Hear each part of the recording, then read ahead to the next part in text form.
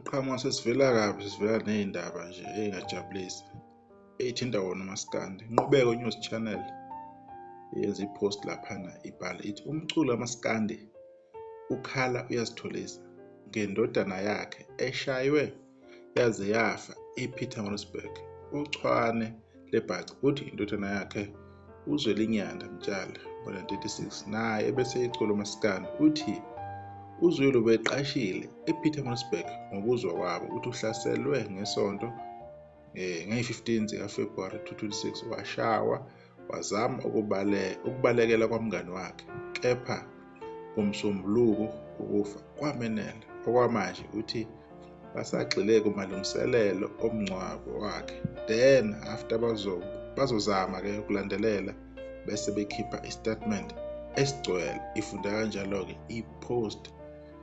Ngithe uma ngithi ngiyasesha ku-Facebook ngibona ukuthi ayikhona into enga-collaborate lesi story lesi. Ngathola ukuthi naye uMandla Chris naye omunye eyintatheli lapha ku-Facebook ohlala ebhala nje ngey'ndaba ezenzakalayo nje eSouth Africa yonke, wathi zazimbi izindaba engizizwayo ezithi lo mfana osesithombeni uHlelo Mtshali akasekho emhlabeni.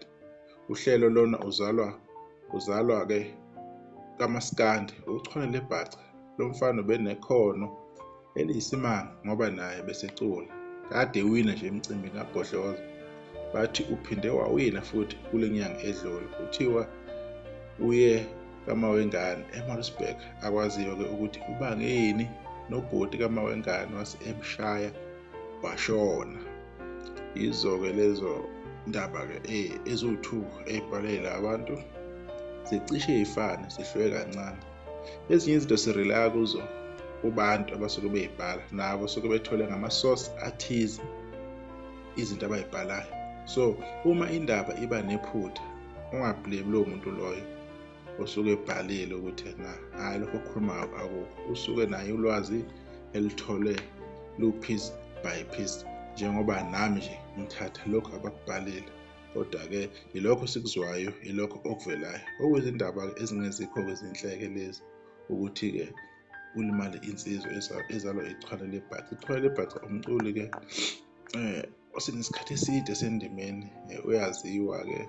Wafika lezi ayikhathi early kuMaskandi, isikhathi eside, ngesikhathi kusanda kufika uTshato Khosini waqeda nje iminyaka nje embalwa, naye wase yafika futhi unesikhathi eside. Ongathi akamazi-ke shuthi-ke uMaskandi-ke ubewulandela kancane because ubedlala impela naseKhosini. Umculo wakhe futhi ubuwaziwe, ubekhipha nama-albhamu amaningi ngaphansi kwakhe. Unama-awards futhi akhona awawinile ukuze adume nawo wangena i-competition uchwane lebhaca ukuze abe lapha khona, ngoba besezaleke naye indodana bese ingenele kuMaskandi-ke. Ebenethemba naye ukuthi izokhula uMaskandi uyisebenzele. Okubi ukuthi-ke kusenzeka lokho njengoba-ke ilimalile-ke yaze yadlula-ke emhlabeni. Ziningi izinto ezenzakalayo njengoba siphila nje empilweni, asazi nathi ukuthi siyohamba sifikephi ngokwempilo, kodwa izona iy'nselelo lezi ey'velayo. Kubuhlungu ukuthi umzali-ke kube uyena ozofihla-ke ingane yakhe edlule ngalesi sihluku esenzakalile. Ukushaya komuntu alimale aze adlule, lo muntu usuke ezwe ubuhlungu obesimangaliso, abantu abakwazi. Kodwa-ke kusazovela-ke ngokuhamba kwesikhathi ukuthi yena ububanzi bale ndaba buhamba bugcinephi nokuthi kwenzakaleni, nestatement nje umndeni othe usazokusikhipha. Bekuyilokho nje sifuna ukudlulisa njengamanje, kodwa siyakhalisana kakhulu nomndeni, ekakhulukazi yena-ke uchwane lebhaca. Nisa kahle, sesodibana ngokuzayo.